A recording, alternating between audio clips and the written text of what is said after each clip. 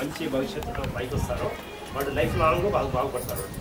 కానీ మనం కరెక్ట్ టైంలో సరైన సమయంలో సరైన నిర్ణయం తీసుకోకుండా వాళ్ళు బాల్యాన్ని కానీ యవ్వనాన్ని కానీ దుర్వినియోగపరిస్తే లైఫ్ లాంగ్ వాళ్ళు మొత్తము నిర్వీర్యమైన బ్రతుకును బతికి ఈ జన్మకి వాళ్ళకు అర్థం లేకుండా మారిపోవాల్సిన పరిస్థితి వస్తుంది. కాబట్టి వాళ్ళని ఒక సరైన మార్గంలో పెట్టడానికి మన మహిళలు, ఈ యూత్, మన సమాజం, మన ప్రభుత్వం అందరం వాళ్ళని సరైన మార్గంలో నడిపించి ఒక సమాజానికి ఒక సదాచార సంస్కార సన్మార్గ సమాజాన్ని, ఒక మంచి సమాజాన్ని నిర్మించాల్సిన బాధ్యత ఉంది. ఎందుకంటే ఒక పూల వనంలో మనం వెళ్ళామంటే అన్ని పూల చెట్లు అన్ని చక్కగా ఉన్నాయంటే అది ఆ పూల చెట్లు ఒకటే కూర్చొని అందరూ అనుభవిస్తారు.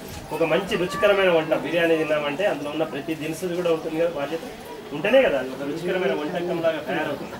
అదేవిధంగా మన సమాజంలో కూడా అందరూ మంచి వివేకవంతులై అందరూ విజ్ఞానంతో వాళ్ళు ఒక మంచి సమాజాన్ని, మంచి సంస్కారమైన సమాజాన్ని సమాలిస్తే అందులో ఉన్న ప్రతి పౌరుడు కూడా దాని యొక్క ఫలితాలను, దాని యొక్క ఫలాలను పొందడానికి అవకాశం ఉంటుంది. కాబట్టి మరి ఆ విధంగా చేయాల్సిన బాధ్యత, ఎందుకంటే తెలియని వయసులో చెడు సాహసాలకు పోయి చేసేవాళ్ళను ఆపాల్సిన బాధ్యత మన మీద ఉంది.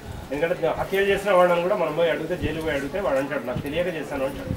ఎందుకంటే ఆ టైంలో నాకు ఎవరు చెప్పలేదు అని అంటాడు. సరే ఆయన చేసింది చెప్పినంత మాత్రాన అది నిజం కాదు. ఎందుకంటే వాడి బుద్ధి ఎక్కడ పోతుంది, వాడు కరెక్ట్గా ఉంటే ఏమవుతుందని మనం అనొచ్చు. కానీ ఏంటంటే ఇందులో ఈ భాగం కూడా కొంచెం ఉంటుంది. 50% వాళ్ళదంటే 50% చుట్టూ ఉన్న సమాజాన్ని కూడా ఉంటుంది. ఎందుకంటే ఒక మంచితనం యొక్క విలువ, ఒక వివేకమైన విలువ, ఈ విజ్ఞానం